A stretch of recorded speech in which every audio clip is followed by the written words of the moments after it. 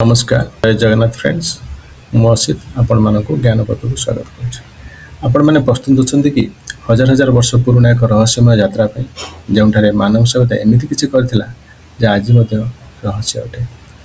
यह हूँ आंचेंट इजिप्टर सत्य दृश्य जहाँ प्राय 5000 वर्ष पूर्व नील नदी कूल गढ़ी उठा एट फारो मैंने शासन करते। ए देश सबुठ बड़ परिचय है पिरामिड।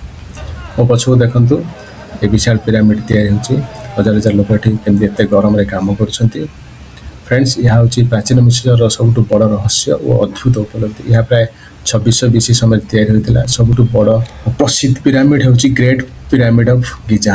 यहाँ फारो खोम्पों तैयारी कराइला। यार ओरिजिनल हाइट हूँ 146.6 मीटर और यहाँ खर्च होता 40,000 ରୁ 50,000 करोड़ 3 मिलियन 23 लाख पत्थर बड़ बड़ पत्थर द्वारा यहाँ तैयारी। यार सबुठ छोट पत्थर वजन हूँ 2 टन, बड़ पत्थर है 15 टन। 2 ରୁ 15 टन भितर पत्थर को यहाँ व्यवहार कराइला। से फिर भी कौन मॉडर्न मेसीन व्यवहार करुले। भाभी पारंतु केमिति से एते गरम रे और एते बड़ बड़ पत्थर को लेकिन बड़ पिरामिड तैयारी कर पारथिले। एही पिरामिड आज मध्य एक मिस्ट्री अछि। एठारे देखला पर लागला सतरे काम केते कष्टकर थिला। एते गरम 50 डिग्री रु अधिक तापमात्रा रे एते बड़ बड़ पत्थर को करबा केते कष्टकर हेते परिबो। फ्रेंड्स एबे पिरामिड भीतर को आसीछि। सरू सरू रास्ता चारियाडे पूरा अंधार। तरे जो ए लाइट से लाइट ही और भरोसा और दीवाल पुराना चित्र बहुत सुंदर भाव में टिके डर लगुच कारण यहाँ जानते यहाँ हूँ समाधि स्थल एम समाधि स्थल। और इजिप्टियन मान विश्वास था मृत्यु पर जीवन रही है। से कौन करते ना राजा मान सहित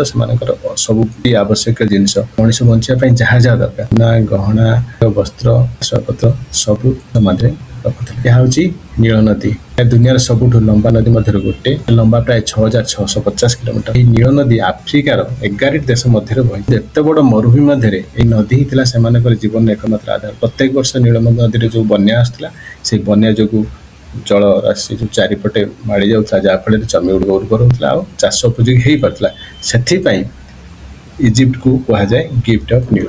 देखते एठारे लोके माछ धरछंती आ नदी दृश्य आप देखिपे केते जे सुंदर। चिल एक पुरातन मिश्र बजार देखिपे सब किଣା बिका चली केते सफा सुतरा अच्छे। तो कभी सांग मैंने एमती लगुच जमी समग्र सभ्यता आज मत जीवंत अच्छी। मुझे जमी गोटे अन्य एक जगत को आसी पहुँच जाइए। परंतु टे भीतर जा देखा आउ कौन नुआ जिनस आम पाँच सांग मैंने अच्छे एक भव्य अद्भुत मंदिर सामने आप देखिपे। ये मंदिर खम्भ केते केते बड़ विशाल जो चित्र कराई कलाटा बहुत सुंदर अच्छे से देखिपे। जो पूजारी मैंने सब धड़ा ड्रेस से प्रत्येक दीवार प्रत्येक खम्भ किसी ना कि कहानी को हजार हजार वर्ष पुराना। आपण मैंने ये वीडियोटी केमती लगिला कमेंट निश्चय कहे एवं क्यों जिस आप सब अधिक आश्चर्य कथा से लिखे लाइक करेंगे आपण सांग सहित एटा शेयर करेंगे। ज्ञान पथ सब्सक्राइब करने को भूलें। खूब शीघ्र नेक्स्ट वीडियो आउ कि नुआ जगह एक्सप्लोर करवा। ज्ञान पथ सहित जोड़ी रहतु। धन्यवाद। जय हिंद।